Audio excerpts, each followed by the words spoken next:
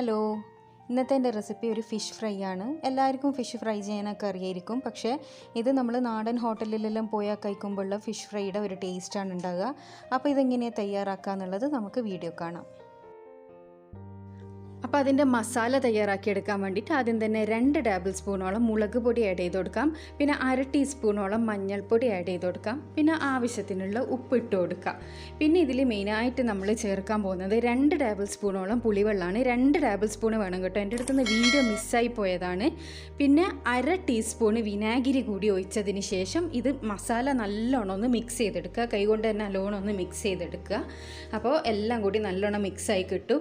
ഇനി ഇതിലേക്ക് ഞാൻ അയില മീനാണ് എടുത്തത്. ഒരു മീഡിയം സൈസ്, ചെറുതെന്നും പറഞ്ഞുകൂടാ വലുതെന്നും പറഞ്ഞുകൂടാ, ഒരു മീഡിയം സൈസ് അയില മീൻ നെടുകെല്ലാം വരിഞ്ഞ് നല്ല വൃത്തിയാക്കി എടുത്തതാണ്.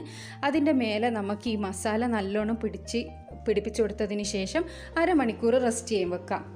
ഇനി ഒരു പാനിലേക്ക് കോക്കനട്ട് ഓയിൽ തന്നെ എടുക്കുക. സൺഫ്ലവർ ഓയിലല്ല, കോക്കനട്ട് ഓയിൽ ചൂടാക്കാൻ വെച്ചിട്ടുണ്ട് ഞാൻ. അതിലേക്ക് നമ്മൾ മാരിനേറ്റ് ചെയ്ത് മാറ്റി വെച്ച ഓരോ ഫിഷും ആഡ് ചെയ്ത് കൊടുക്കാം. നമ്മൾ ഫിഷ് എന്നല്ല, എന്തും ഫ്രൈ ചെയ്യുന്നേരം കുറച്ച് നേരം മാരിനേറ്റ് ചെയ്ത് വെച്ചാൽ മാത്രമേ അതിൻ്റെ മസാല അതിലേക്ക് പിടിച്ച് നല്ല ടേസ്റ്റ് ഉണ്ടാവും. തിരക്ക് പിടിച്ചുണ്ടാക്കുമ്പോൾ നമുക്ക് ശരിക്കും ആ ഒരു ഫിഷ് ഫ്രൈൻ്റെ ടേസ്റ്റ് കിട്ടില്ല.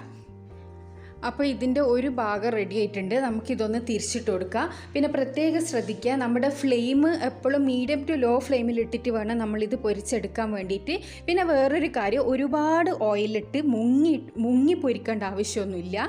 ഒരു 4-5 ടേബിൾ സ്പൂൺ കോക്കനട്ട് ഓയിൽ ഒഴിച്ചതിന് ശേഷം ഇത് ഫ്രൈ ചെയ്തെടുക്കുമ്പോഴാണ് നമുക്ക് ഏറ്റവും നല്ല ടേസ്റ്റ് കിട്ടുക. ഇതിൽ സാധാരണ നമ്മൾ ചെറുനാരങ്ങ പിഴിയുന്നതിൻ്റെ സ്ഥാനത്താണ് നമ്മളിപ്പോൾ പുളിവെള്ളം ആഡ് ചെയ്തെടുത്തിട്ടുള്ളത്. നിങ്ങൾ തീർച്ചയായും അത് ട്രൈ ചെയ്ത് നോക്കുക. കാരണം പുളിവെള്ളം ആഡ് ചെയ്ത് കൊടുക്കുമ്പോണ്ടല്ലോ മസാല നന്നായിട്ട് മീനിലേക്ക് പിടിക്കും. അപ്പം ഞാനിവിടെ അടുത്ത ഭാഗം കൂടി തിരിച്ചിട്ട് കൊടുത്തിട്ടുണ്ട്. ആ ഒരു ഭാഗം കൂടി റെഡി ആയാൽ നമുക്കിതൊരു സെർവിങ് പ്ലേറ്റിലേക്ക് സെർവ് ചെയ്തെടുക്കാം.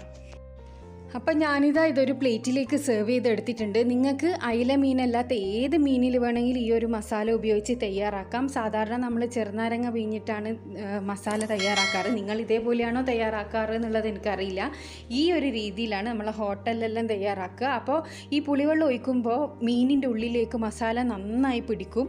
അപ്പോൾ അതിനൊരു സ്പെഷ്യൽ ടേസ്റ്റുമാണ്. ഈ ചെറുനാരങ്ങ ഒഴിക്കുന്നതിനേക്കാളും ഒരു ടേസ്റ്റ് പുളിവെള്ളം ഒഴിച്ചിട്ട് ഉണ്ടാക്കുമ്പോഴാണ് ഉണ്ടാകുക.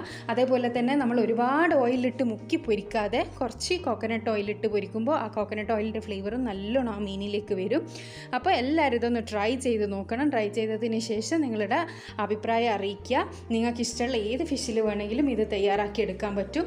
അപ്പോൾ എന്നും പറയുന്നത് പോലെ തന്നെ എൻ്റെ ചാനൽ ഇതുവരെ സബ്സ്ക്രൈബ് ചെയ്യാത്തവരാണെങ്കിൽ ഒന്ന് സബ്സ്ക്രൈബ് ചെയ്തതിന് ശേഷം അടുത്തുള്ള ബെൽ ബട്ടൺ ക്ലിക്ക് ചെയ്ത് ഓൾ എന്നുള്ള ഓപ്ഷൻ കൂടിയും ക്ലിക്ക് ചെയ്യുക.